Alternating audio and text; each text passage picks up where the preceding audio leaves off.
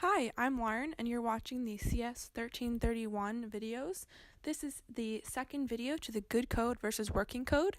In this video, we'll be comparing good code versus working code. If you're looking on how to change working code to good code, then you should watch our first video. Okay, so let's get on to it. In this example, instead of looking at working code and trying to fix it to make it into good code, we're going to be looking at good code on the left and compare it to our working code on the right. And so it's important to remember that working code does not mean that we're getting incorrect output. It's a matter of the formatting making it difficult to debug and difficult to understand and read. And so to prove to you that this is good code and working code, instead of just incorrect code, I'm going to be running both our good code, which outputs Taylor Swift has 5 relatives with the same name, Martin Luther King has 2 relatives with the same name, and I'm also going to run my working code to prove to you that it's the same output. Taylor Swift has 5 relatives with the same name, Martin Luther King has 2 relatives with the same name. And so now that we understand that they are functioning the same way, let's dive more into why our left side is good code and our right side is working code. So the first thing that you may notice is that our good code has these things over here, which are called Java docs. Java docs are used to tell users, other programmers, and your future self what your code is actually doing. And so we can see here that our Java doc here explains what in general our class is doing, but also when we get more into methods with parameters and returning, it explains what each parameter is representing and overall what the method is supposed to be returning.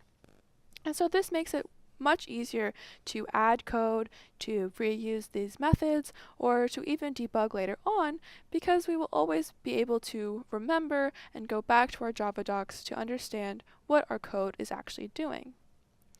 If we start moving more into our what does suffix mean method for both our working and good code, we can start talking more about why the right side is not proper formatting. To start, you can see that on our working code side, we have else and we have an if statement here, which both do nothing. Their intent is for us to be able to cover all of our bases in a sense. This is improper formatting or not preferred formatting because if we have if and else statements meant to do nothing, then they're unnecessary. They're not needed to be in our code. So it means that there are ways to reformat and simplify our conditional logic so we don't need all of these if and else if statements. For example, this else statement is not needed at all. We could delete this entirely, and you can see that that is exactly what our good code does. On our right side, however, because we have if and else's statements, it's a little bit more difficult than just deleting the else statement. So let's compare what this section does on our working code with this section in our good code. Now, first of all, you can see that our good code, that section is much, much shorter than our working code. So that's another reason why we emphasize this preferred formatting. It makes our code much shorter, so it's easier to read and there's less for us to have to actually understand. So to start, we can see that we have repeated conditional logic in our working code. You can see that we're checking if the suffix contains junior, and again if the suffix contains juniors. A way to handle that is shown in our left code, where we can have one if suffix dot contains junior, and then we can have a nested if statement to determine if the num people with name equals 0. And so why is it bad to repeat and rewrite the same logic? This is not preferred because it makes our code longer, it makes it difficult to read, it can make it difficult to debug because you have to check more conditional statements, but also if we wanted to add something or change something, it makes us have to add code into multiple places instead of just once. For example, if the suffix contains junior and I wanted to create some sort of variable or to count numbers or to add an additional string, on my good code, I could just add it into this one if statement. But on my working code, I would have to decide if I want it in this section or if I want it in that section, if I need it in both sections. So it makes it a lot more difficult to be able to modify and adapt our code to future uses. In addition, when we have do-nothing statements, it means that we can reformat our code. So you can see that on our good code, instead of saying if numPeople with name is greater than 0, do nothing. If numPeople with name is less than 0, then set it equal to 1. We have a single if statement that is determining when we should set our numPeople with name equal to 1. So, continuing to look at our good code versus working code, we can see that our working code has multiple return statements. So why is this a problem?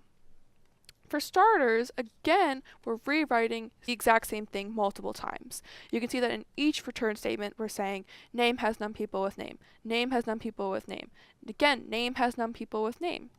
So that again makes our code much longer and difficult to read.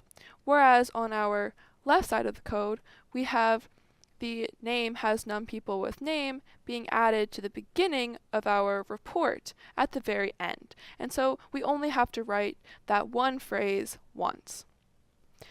Also, when you return, it exits the method entirely. So this can make it very difficult to debug. If you want to start adding more code in later, adding more if and else statements, you may accidentally exit a method with a return statement that you don't actually mean to exit, which means you may not finish the rest of your method. Also, when you start having return statements and multiple if and else statements, it's very easy to forget to have another return statement. For example, on our working code section, if we didn't return this very last one in this implicit else statement, then our code wouldn't compile. And so that makes it, again, just making sure that we can cover all of our bases. With our good code, we're returning once, it's at the very end, we know exactly when our code is ending and leaving the method, and we're making sure that we are returning entirely so that our code will compile. And so overall, although working code will function and work properly, the reason that we are emphasizing our good code is because it makes it easier to read, it makes it easier to debug, and it allows our code to be easier to adapt in the future. So it's a matter of good programming and good software development versus just trying to hack things together. And so I hope this exercise and video was helpful for you. If you have any comments or questions, feel free to leave those in our Piazza page. Otherwise, thanks for watching the video.